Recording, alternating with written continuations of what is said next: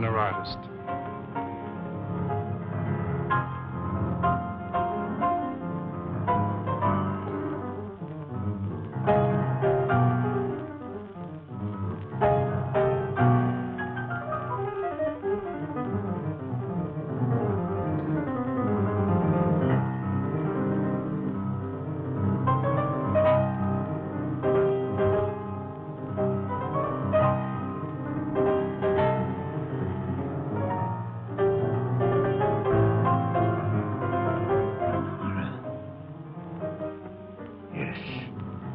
It is the living image of her.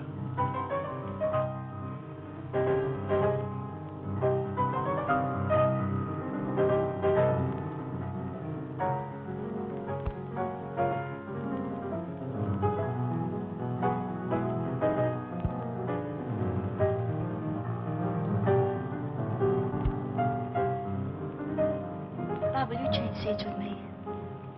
Why, of course, dear.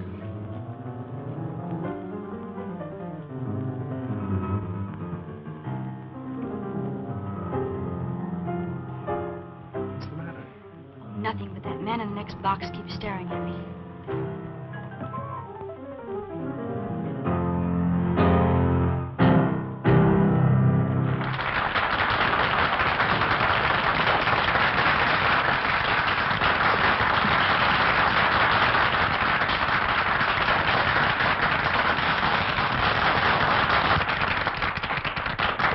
Let's go back and see Dad during the intermission. All right.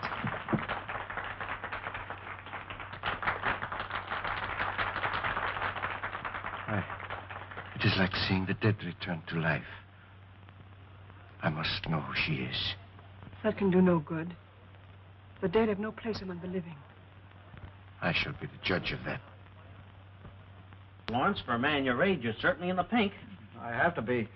Most people don't know it, but giving a piano recital requires the stamina of a marathon runner. Say, Judd, I think you better give my right forearm muscles another going over. Feel a slight cramp in my index finger. Yes, sir. Hello, Dad. Hello, darling. Hi, Bob. How am I doing? Marvelously. I don't believe I've ever heard you in better form. That's because you're home from school, my dear. I was playing for you tonight. Oh, am I glad this engagement ends my concert tour. Now I can relax, wear old clothes, and let my beard grow. Oh, and devote some time to your only daughter. You know, I feel as if I'd been piano.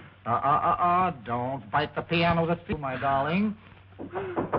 See where that is, Bob. Yeah.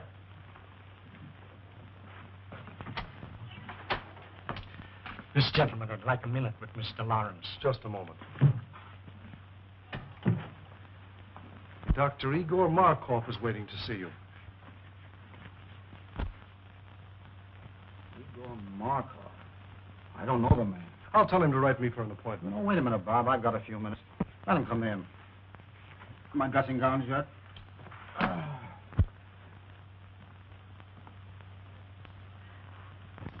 So I have the pleasure of addressing Mr. Anthony Lawrence. That's right, Doctor. What's on your mind? I should like to apologize to this charming young lady for my seeming rudeness.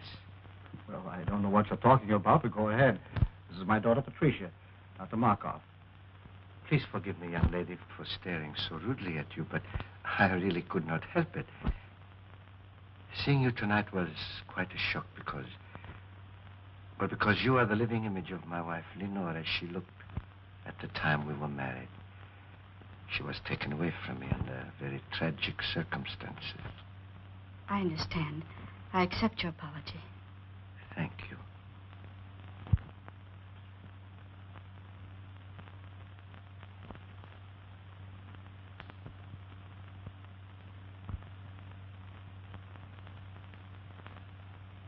This will always remain an unforgettable moment in my life. Thank you. Auf Wiedersehen. So nice to have met you. I always appreciate the privilege of meeting a great artist. Thank you, Doctor. And good night. Good night, sir.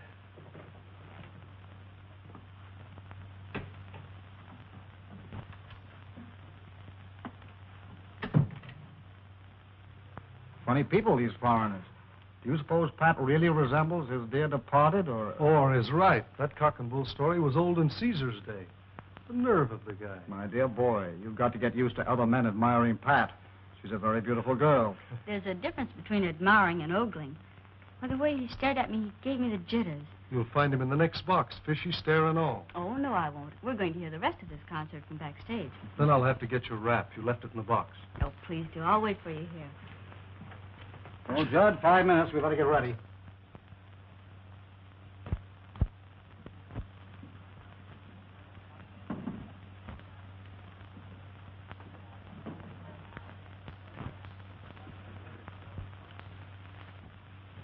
It seems that the great Dr. Markov failed to make a favorable impression. Temporarily, yes. But there will be many opportunities in the future. Besides, the doorman was not averse to accepting a little gratuity and gave me all the information I needed. Igor, I've risked my life for you. I've kept your secret all these years. Does all this mean nothing to you? Don't I mean anything to you? Because of your knowledge of my work, I need you as an assistant.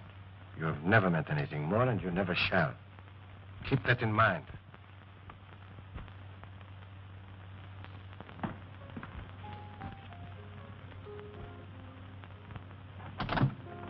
Flowers for Miss Lawrence. Sign, please. Thank you.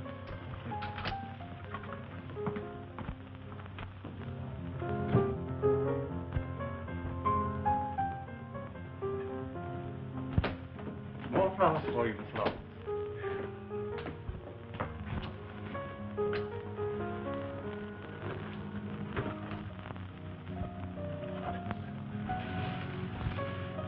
Flowers, flowers, flowers. Morning, noon, and night. The man must be crazy. Keeps on, I'll hate the sight of him. Have Williams take those to the children's hospital. Right away, miss.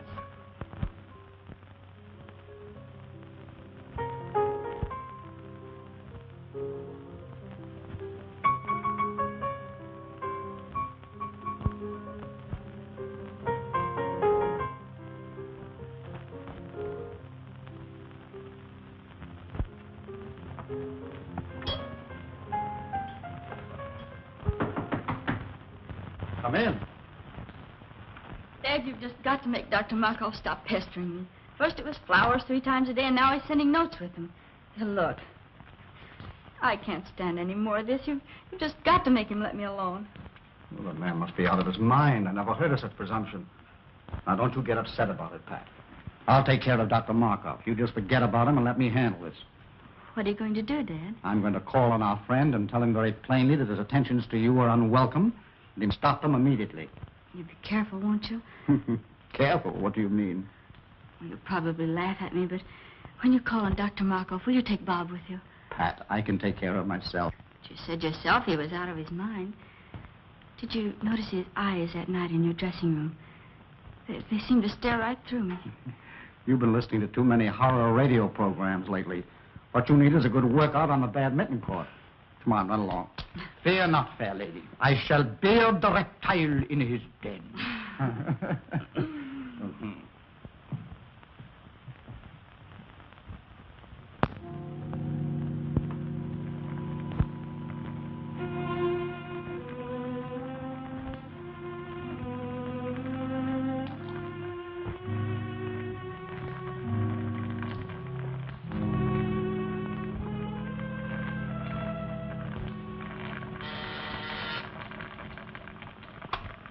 Yes? Mr. Anthony Lawrence is here to see you, Doctor. I will see him in a few moments. Oh, and Maxine, you had better relieve me. I'm making a new batch of X-54, and it requires constant watching. I'll be right in, Doctor. The doctor will see you in a few minutes. Won't you be seated? Thank you.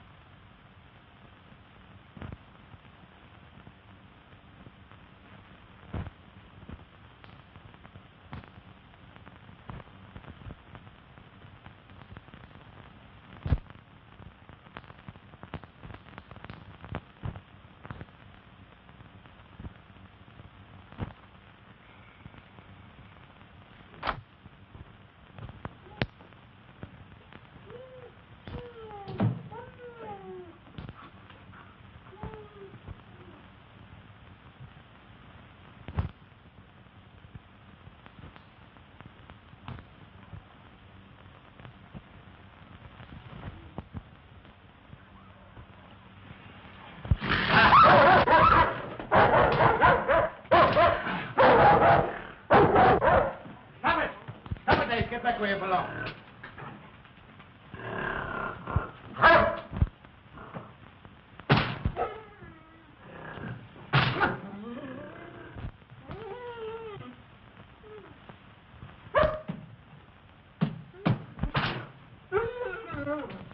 I wish you'd get rid of that brute.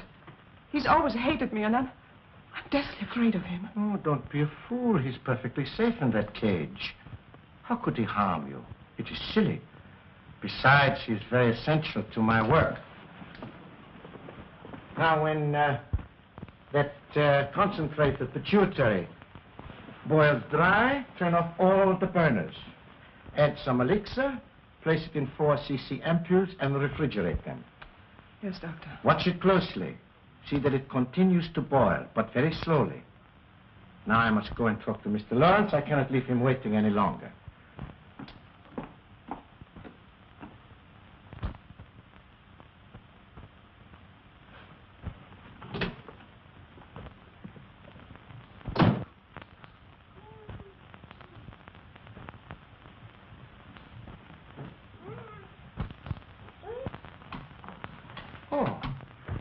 Mr. Lawrence, nice to see you again. This isn't a professional call, Dr. Markov.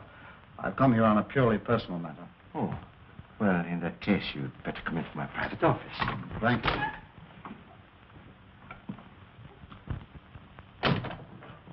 Won't you sit down?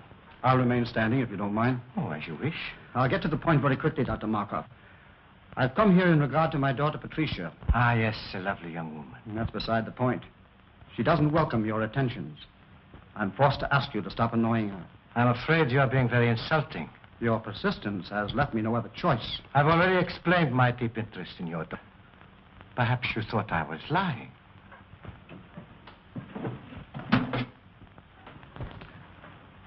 Would you look at this picture?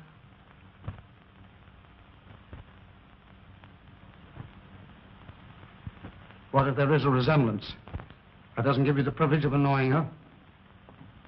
But I am going to marry her. Ma? I'm amazed at your conceit. I'm warning you, Dr. Markov. Unless you stop annoying my daughter, I shall call the police. Stop, not so fast. Let go of me!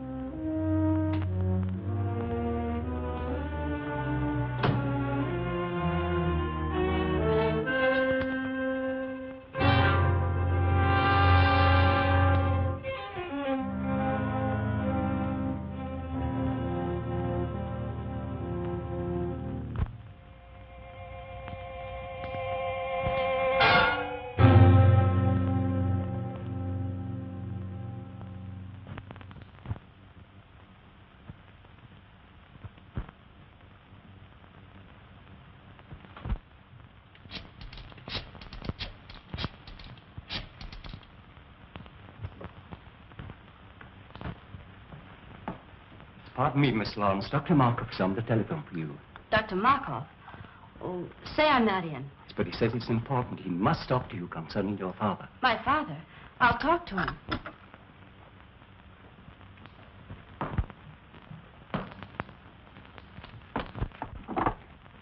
Hello? Yes, Miss Lawrence speaking. Oh, Miss Lawrence, your father has had a slight attack of vertigo. Yes, he's here in my office. It was probably brought on by overwrought nerves. I was wondering if you had not better come and get him. Is he well? No, not seriously. However, scarcely able to drive his own car. Of course, I could keep him here, or if you wish, I could call an ambulance. Ambulance? Oh, no, I'll be right there. Where is it? 1335 Cliff Drive. Thank you.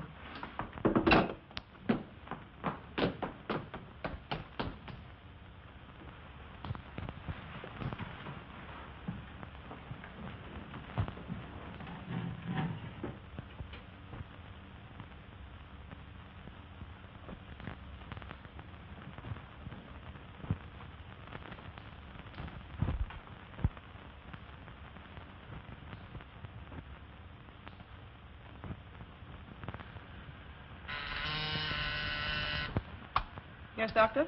Maxine, turn down all the flames to about half. But Dr. Markov, the concentrate is nowhere near dry yet. I know, but it must boil very slowly. All right.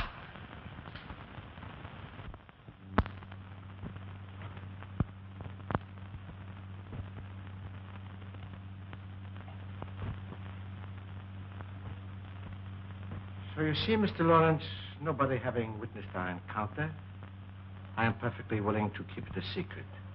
Of course, if you desire to say something about it, I will admit that you threatened me with violence, and I was forced to protect myself. It is simply a case of your word against mine.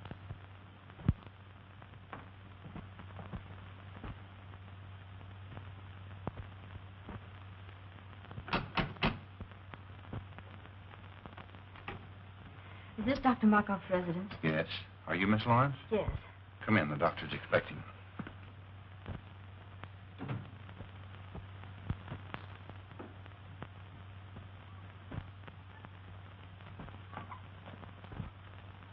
Father, how do you feel? Pat, what are you doing here?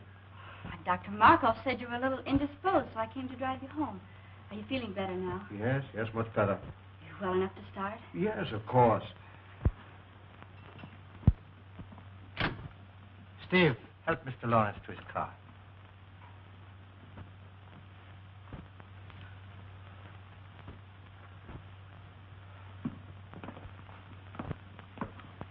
Miss Lawrence, may I have a word with you? Yes. I think that your father would bear watching. If you notice him developing certain symptoms of... Well, if you notice him acting strangely, I would strongly advise you persuade him to see his doctor. I'll remember. Thank you. You're welcome.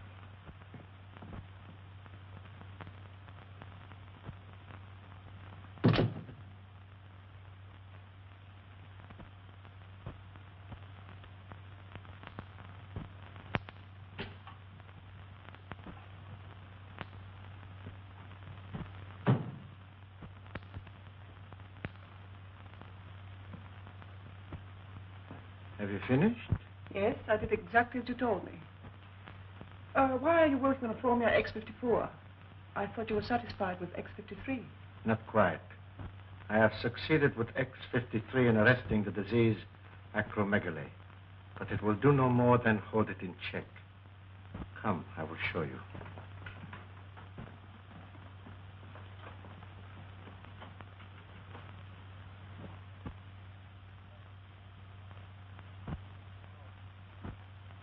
You will recall that after I injected him with the disease, it was allowed to proceed to this stage. Enlargement of the head, the feet, and so forth. But from the moment I gave him an injection of X53, there has been no change in the condition. Neither progressive nor retrogressive. I have every reason to hope that this new formula will prove to be a complete cure for the disease. Think what it will mean to have the power to control a dread disease like acromegaly. The only living man to have such power. And why are you the only living man to have such power? You know why. Yes, I do. And you're not even a doctor. You stole the name and laboratory notes from the man you killed. He deserved to die. And his death made it possible for me to escape from Europe as the real Dr. Markov. And reap the rewards earned by another man with years of work and study. What I took from him was small repayment for what he tried to take from me.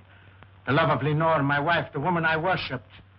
But his love cooled as I knew it would when he looked at her beautiful face and saw the ravages of the hideous disease acromegaly. Did you deliberately inoculate her with that dread disease? I did. I was determined that no other man should try to take her from me. I knew if she were no longer beautiful, no one else would want her. Then I would have her all for myself. But she could not stand the sight of her own face. So she killed herself. This is incredible. Only a madman could do a thing like that. I'm getting out of here. I'm going to police him and tell him now. Police him and tell him what a madman. Stop.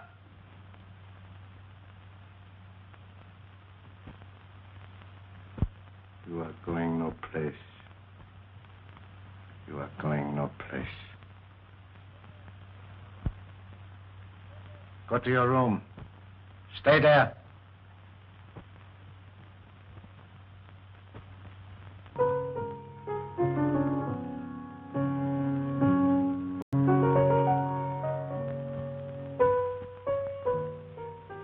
Good to have you back again with us, Bob. Glad to be back once more, Pat. It's no fun being away from you. I do wish you didn't have to spend so much time out of town. If I didn't, your father would probably get himself a new business manager. You know, it's chiefly on his business I'm away so much. I know. Bob, do you think you could book Father for a series of summer concerts? Pat, what are you talking about? If you knew the heavy schedule I booked him for next season, you'd want him to have a good rest. Oh, I do, but he can't seem to rest. I don't know what's gotten into him. He seems to have so much energy. He just can't seem to work it off. Well, let's hope it keeps up. But he can't, Bob. Do you realize that he's up at 6 every morning? That he walks practically all day long? That I can't get him to go to bed at night? Sometimes I awaken at 2 or 3 in the morning, and he's still playing his piano. That's not normal in a man of his age.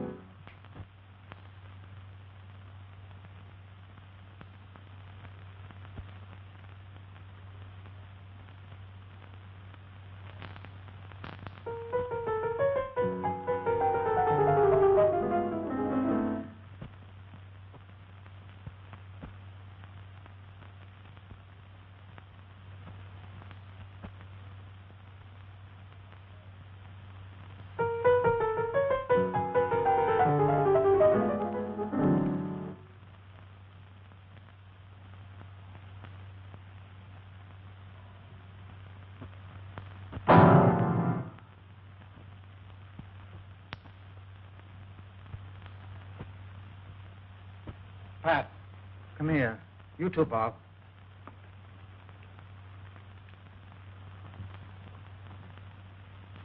Doesn't it look as if my fingers were thicker? Well, your hands are swollen. Well, the fingers are anyway. Oh, I feel awkward. When did you notice this? The past few days, I felt something coming on. My feet, too, seem enlarged. All my shoes feel tight. Do you suppose you've eaten something that poisoned you? Oh, no. I'd know it if I had. He said if you felt bad, I should persuade you to see a doctor. Who said? Dr. Markov. Markov? When was that? That day you went to see him about a social matter. Oh, rubbish. Why should I see a doctor when I never felt better in my life? Because I want you to, Father. Promise me you'll see Dr. Adams at once. Let me call him now. Nonsense. There's nothing the matter with me, really. I'll tell you what I'll do. If this condition doesn't clear up by tomorrow, I'll drop in to see Dr. Adams just to put your mind at ease. But you won't go. You put it off. Why don't you let me call him now? Because it isn't urgent. Anyway, right now, I feel like going out for a walk. But you've been walking all day. I can't help it. I feel restless and full of energy.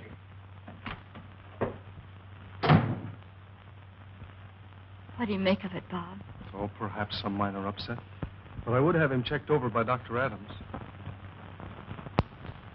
And how are you feeling today, Mr. Lawrence? Physically, extremely well. And your appetite? Still increasing. Mr. Lawrence, after studying all the results of your laboratory tests, X-rays, metabolism records, I have reached a conclusion. But not being satisfied with my diagnosis alone, I called into consultation Dr. Kruger and Dr. Naylor, whose reputation, of course, you know. Yes, certainly. And they, without any hint from me, both came to the same conclusion. Acromegaly. Acromegaly? Yes. It's a very rare disease, glandular in origin, activated by a defective pituitary. Doctor, can't you tell me in plain English what's wrong with me and how serious it is? I'm trying to tell you. You have a glandular disorder, a disorder of the pituitary gland. A disease so rare that medical science knows little about it as yet. Is it fatal? Fatal? Well, not necessarily. It's a progressive disease, enlarges the extremities. It's accompanied by an increasing amount of energy to a fabulous and dangerous degree. Is it curable? Mr. Lawrence, there is but one man, to my knowledge, who knows anything important about acromegaly. He's a specialist in glandular disorders, and I understand has devoted a great deal of research to this particular disease. I urgently suggest that you consult this man, who is in a position to do more for you than any person in the profession. Who is it? Dr. Igor Markov. Dr. Markov? Yes, do you know him? Yes. Strange you didn't think to consult him. Well, I've just met him socially. I don't know him socially, but his name ranks among the top names in the profession. His reputation is international. So he is, therefore, the man that you should see, Mr. Lawrence. I'd rather not see Dr. Markov. Isn't there anybody else I can consult? No. He's the only man I know that can help you. He has not seen fit as yet to give out his findings or his method of treatment to the profession. So, therefore, if you're to be helped, you must go to him. And there's nothing you can do for me, Dr. Adams? Frankly, Lawrence, nothing effective. Well, thank you for your frankness. You will see him? I'll think it over.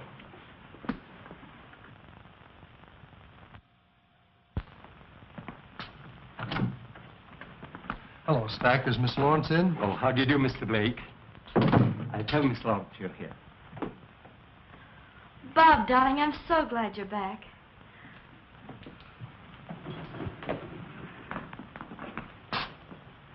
I've only been away 4 weeks. How are you, sweetheart?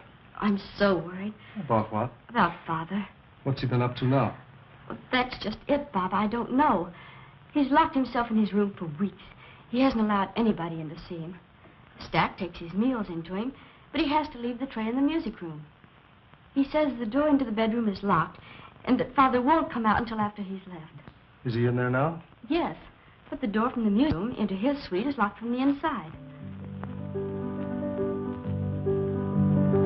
He sounds in excellent form. He hasn't touched the piano in weeks.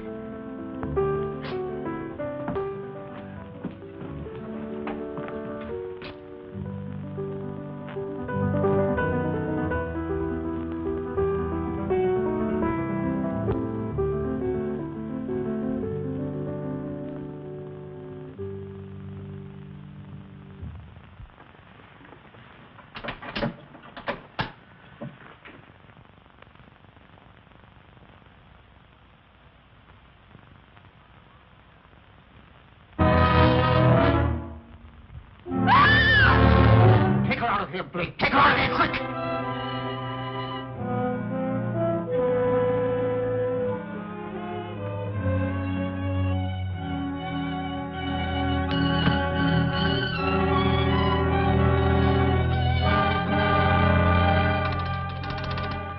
Hello, Stack. Have William bring my car around to the side entrance immediately and leave it there. I'll drive it myself. No.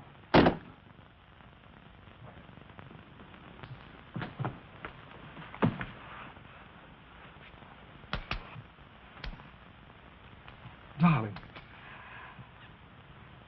Easy, darling. You fainted. Bob, did you see what I saw? What are you talking about? Did you see his face? His head. It was so large. It's your imagination, darling. The lights in there were strange, that's all. No, Bob, no.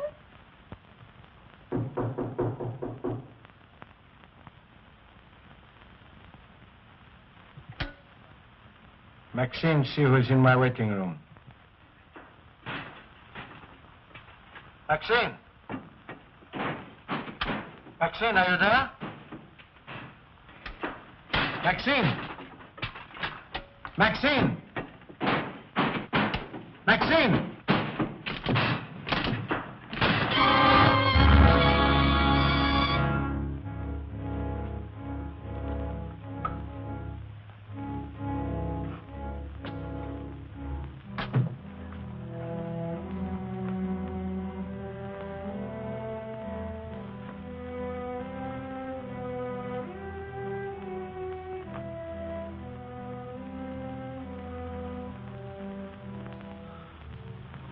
Lawrence. Yes, Markov. Weren't you expecting me? You knew I'd have to come to you sooner or later. To you, the one man with experience concerning the hideous disease of acromegaly. Oh, you had it cunningly worked out, Markov. So that I would be forced to come to you. You alone for help. Then you would be in a position to dictate your own terms in exchange for that help. Terms which no doubt would involve my daughter, Patricia. Oh, you were clever, Markov. Exceedingly clever.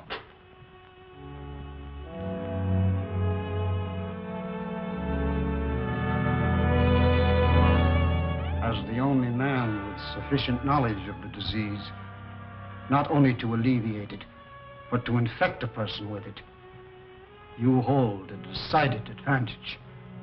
So you see, Markov, I know you infected me with something that caused acromegaly.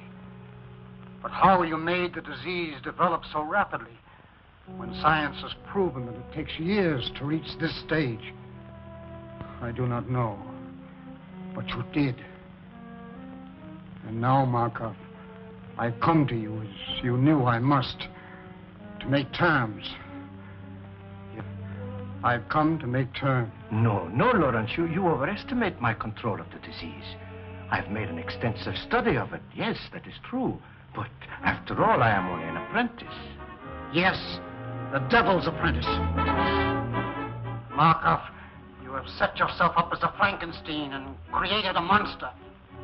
I am that monster. But if you remember, the monster destroyed the man who created him. That is what I'm going to do to you. Destroy you! Good work, Steve. Put him on that chair while I prepare an anesthetic. Surgery began this evening. But I must put my mind at rest. Can't you take my word for it, Pat? I'm sorry, Bob. In this case, I can't. It's locked. You see, he doesn't want to be disturbed. But I must see him. Oh, not tonight, Pat, please. In the morning, perhaps. I'll tell you what. I've got to see him in the morning on some business. And as soon as I've finished, I'll send for you. How's that? Well, make it early. I can't have this hanging over my head. I know, dear, and I'll make it just as early as I can. Now, how about getting some rest for yourself? You look exhausted. Oh, I suppose I do, but I can't help it. You look lovely to me, dear. But you do need rest. Now run along.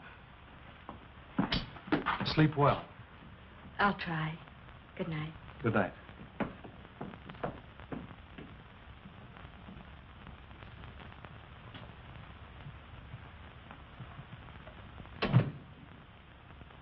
Oh, Stack.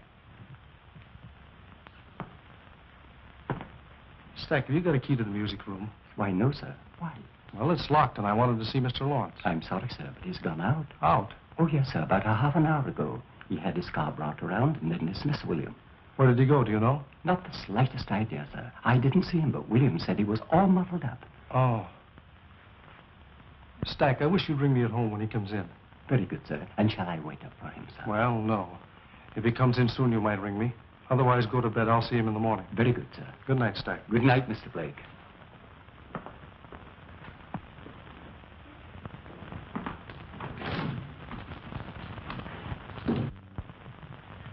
Put him in the room of the surgery in the east wing.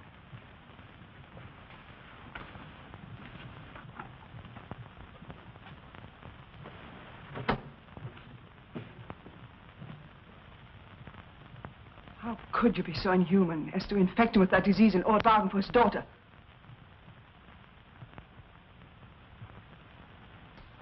Who gave you that idea? You left the dictograph open. I heard every word that was said. Forget what you heard. It does not concern you. I'll not forget. If you don't give up that insane idea of marrying Patricia Lawrence, I'll tell the truth about you. You would not dare. Oh, yes, I would. Does this mean that I have completely lost your loyalty? You speak of loyalty. You don't even know the meaning of the word. You seem to forget all the things I've done for you. I've even risked my life for you, hoping that you might realize how much I love you, that someday you might return that love. But no. All I meant for you was just someone to help you attain your own selfish aims. I'm tired of it. I can't stand it any longer. Do you hear me? I can't stand it. I'll never let you marry that girl. Never. Never, never, never!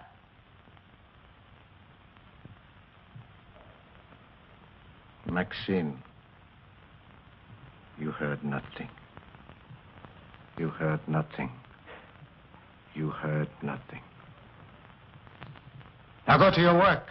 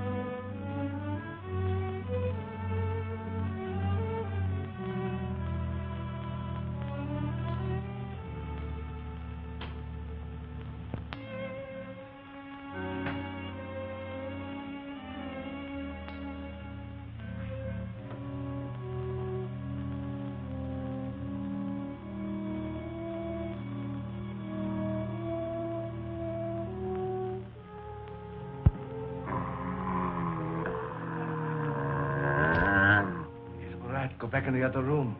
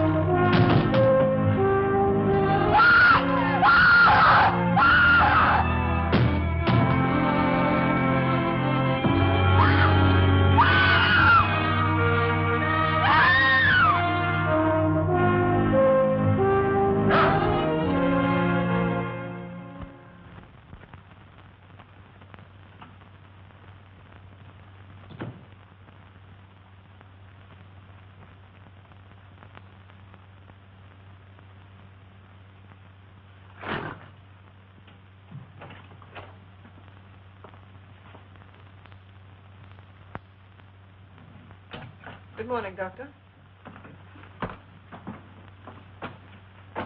The gorilla's cage was left unlocked last night. No, really? Why, he could have killed somebody.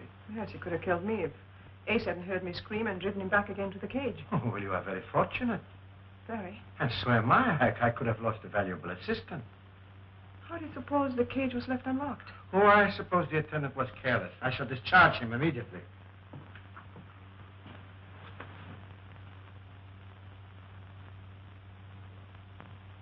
Look, Doctor. It's normal. You've discovered a cure. Maxine, it is marvelous. Maxine, this is great. Do you know what it means? It means that I can ask my own price. I can... Yes. Oh, by the way, Maxine, I have a special prescription I want filled at Hancock and Groves. You will go and see to it yourself personally.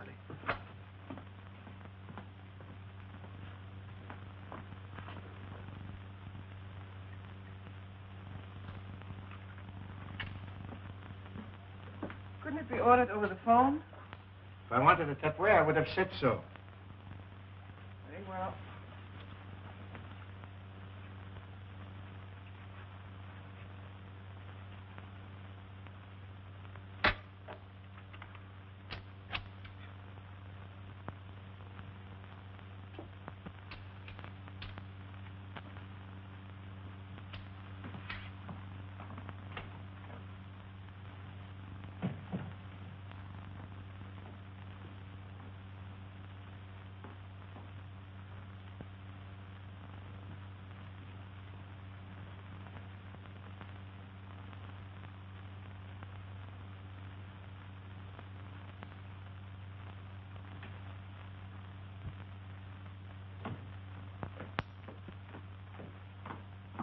Good morning, Mr. Ack. Good morning, Miss Lawrence.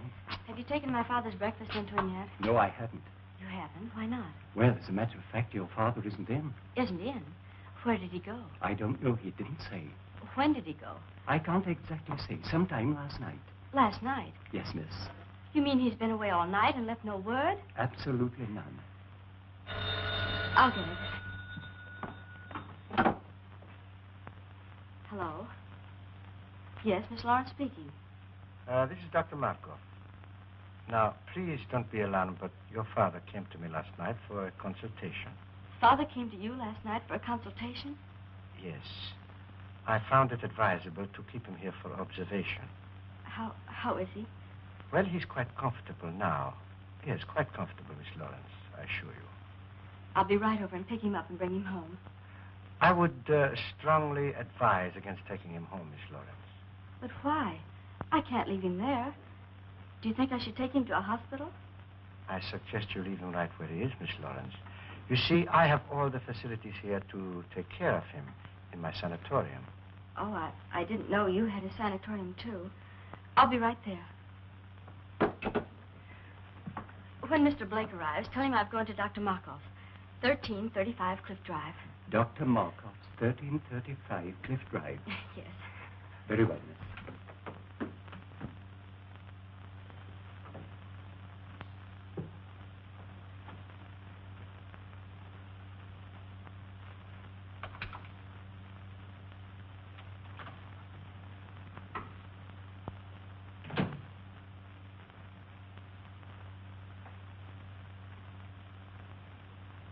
Lawrence, I want you to try hard to understand what I'm saying. Try hard. This is Dr. Markov. I can save you, Lawrence. I can cure you. Do you hear me? Yes, I can hear you. Good. Remember that I am the only one that can cure you, and I will cure you on one condition. A very simple condition, Lawrence. Your daughter is on her way over here now. I want you to persuade her to be very agreeable to me. No. You can convince her that it is you she is coming to see. You can tell her that I am helping you. That is a very little thing to ask for your cure. No. Very well. We shall see about that.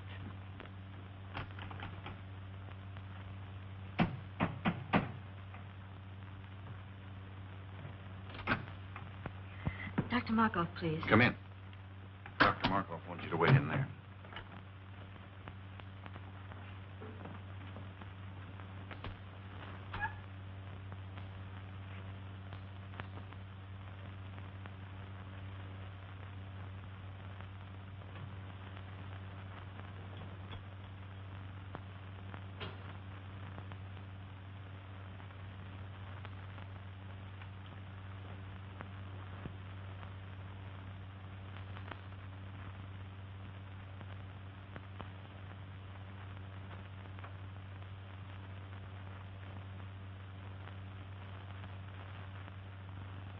How long ago did she leave for Dr. Markov's stack? About a half an hour ago, I should say, sir. I'll have to step on it. 1335 Cliff Drive, you That's said. correct, sir.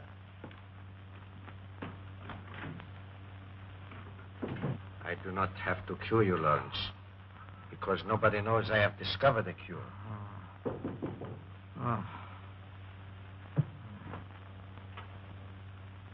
Miss Lawrence is here.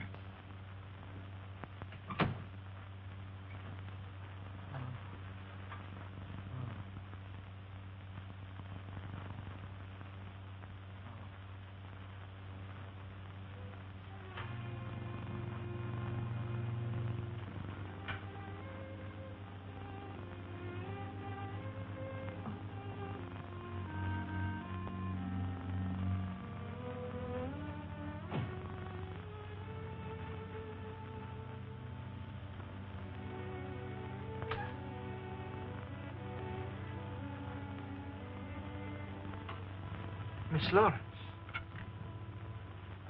Oh, it is a great pleasure seeing you again.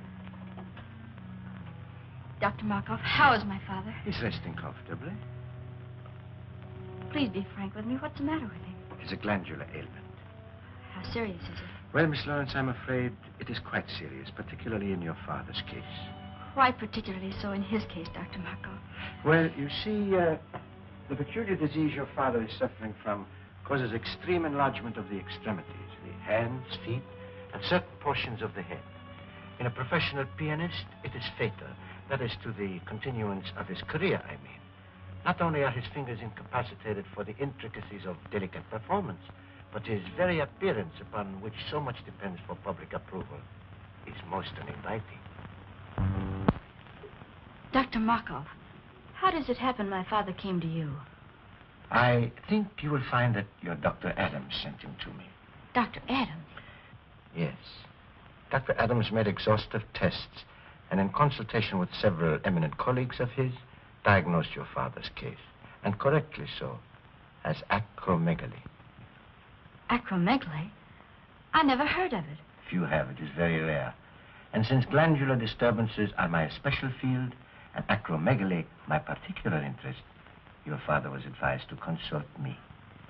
With what results? I am anxious to cure your father, Miss Lawrence. Most anxious. Providing he is willing to obey my instructions to the letter. Do you anticipate any lack of cooperation on his part, Dr. Markov? Perhaps some. You see, Miss Lawrence, it is rather long and slow treatment. Naturally, a man of your father's nervous temperament will be impatient, obstinate, even rebellious on occasion. Progressively so, as the brain begins to function more normally. You see, Miss Lawrence, your father is mentally incompetent. You mean he's... Oh, well, shall we say, temporarily unbalanced mentally. The functioning of the pituitary, being aggravated by pressure, makes the patient physically violent on occasion, and great care must be taken that he does not do violence to himself or to others. Dr. Markov, I'm my father. I can easily understand your need to do so, Miss Lawrence, and I would gladly save you the pain if I could. But I know you will not be satisfied unless you do see him for yourself. Besides, it will give you a basis for comparison. It will give you new hope from day to day as you see him improve. Where is he? Take me to him. In a moment. But remember, although he is still under a sedative, he might easily be aroused to violence. I will advise not to excite him, merely to reassure him that he will receive the very best of care, that you will see to it yourself personally, and that you recommend he do everything possible to cooperate with us. I will. Take me to him. This way, Miss Lawrence.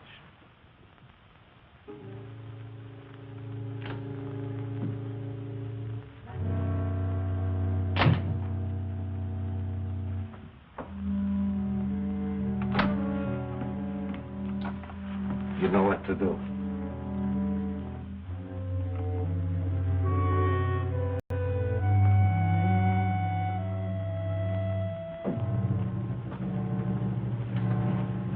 And remember, Miss Lawrence, advise your father. Fullest cooperation in every way possible.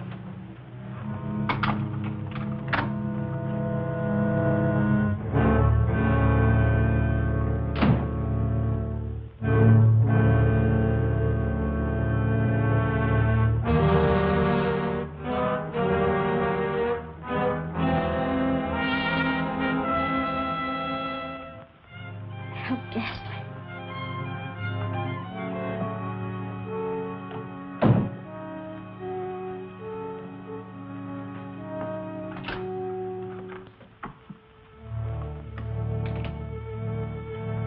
You can't go in there, Maxine.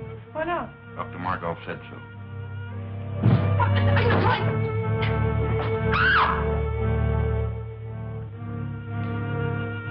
Father, speak to me. It's Pat. Father, speak to me. It's Pat. It's Patricia, Father. I'm here. Pat. You're going to be all right. Dr. Markov said so. Markov. Yes. He's going to cure you, he and I. Markov. No, no. Markov. Markov. No. Dr. Markov, why is he strapped down? To prevent his doing violence to himself or to others, Miss Lawrence. Take them off. Take them off, do you hear? Well, that would be very dangerous. Take them off, I say. Take them off at once. Stop that. Calm yourself. Calm yourself, Miss Lawrence. I don't care what you say. You can't treat him like a wild animal. There's a necessary precaution, Miss Lawrence. If he were to become violent, he would be extremely dangerous. I don't care what you say. You can't treat him like a wild animal. His recovery depends solely on you. What do you mean? I will cure your father when you decide to become my wife. Let go of me. I'll never marry you. Never is a long time. But some people do change their minds.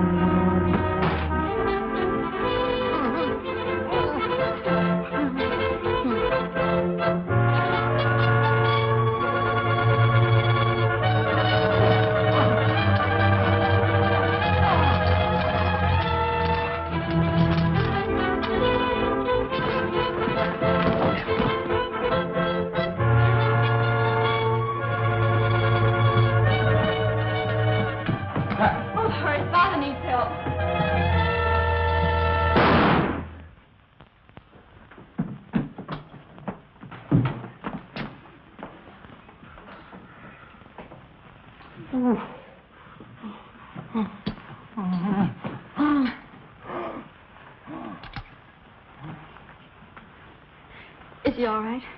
Yes, he's just fainted.